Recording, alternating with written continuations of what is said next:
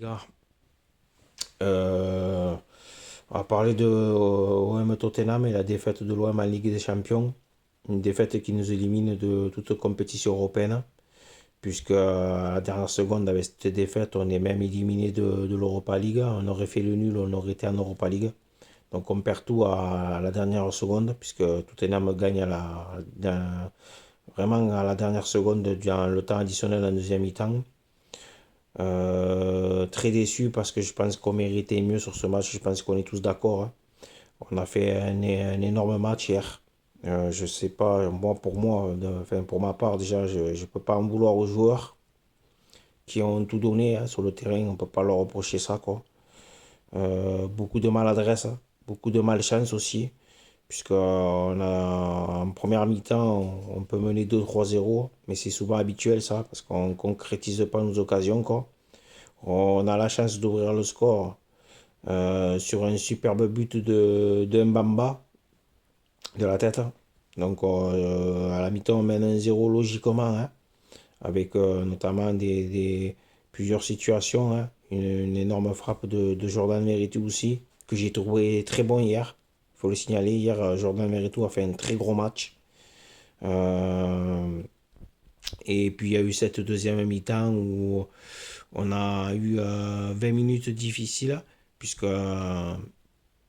Tottenham est un peu plus sorti en deuxième mi-temps. Donc ils égalisent par Clément Langlais. Rongier lâche un peu le marquage. Il est un peu fautif, même si c'est vrai que Langlais a fait deux têtes de plus que lui. Mais bon, c'est malheureux. On a quand même continué à pousser, hein. On aurait pu marquer, notamment sur une frappe d'Alexis Sanchez qui est sauvé sur sa ligne par le défenseur anglais alors que Hugo Lloris s'était battu. Il y a eu cet immanquable aussi de Kolasinac qui était rentré, qui avait remplacé Bailly très tôt dans le match, puisque Bailly s'était blessé très tôt dans le match. Ça, c'était aussi une mauvaise nouvelle. Donc Kolasinac manque cette tête en deuxième mi-temps où il est tout seul face au gardien. C'est dommage, hein. Donc on aurait pu marquer. Donc on a eu pas mal de situations. Hugo Lloris aussi a sorti les parades qu'il fallait, hein. Hein, il a fait le match de sa vie hier. Donc malheureusement on est tombé sur un grand Lloris, hein. Tottenham, les staffs le disent, hein, quoi. On a dominé cette équipe, hein. Je crois qu'on a 16 tirs à 7. Et surtout, les 7 tirs de Tottenham ont eu lieu les 3 quarts en deuxième mi-temps, quoi. Puisqu'en première mi-temps, ils n'ont pas touché un ballon à Tottenham. Dans une ambiance, un vélodrome très chaud hier. Très très chaud, hein. Une très très grosse ambiance. Donc, euh, donc je suis un peu déçu, quoi. Vraiment, vraiment déçu. Mais bon, j'en veux pas à nos joueurs, j'en veux quand même un petit peu à Tudor, hein. Même si j'aime pas trop critiquer l'entraîneur, là j'en veux. Parce que pour certains changements, comme Under qui rentre, alors qu'Under, on a très vu qu'il apportait plus rien, quoi, hein. On l'avait vu à Strasbourg, on l'a vu aussi hier. Pourquoi il n'a pas fait rentrer Dimitri Payet qui avait fait un bon match à Strasbourg? Je pense que Payet aurait pu nous amener cette passe, cette dernière passe de qualité, ou même un but de Dimitri Payet. Il aurait pu être décisif, Dimitri Payet. Donc c'est bête de s'en priver. Je pense que j'aurais fait descendre Gendouzi d'un cran pour remplacer Rongier aux côtés de Verretou.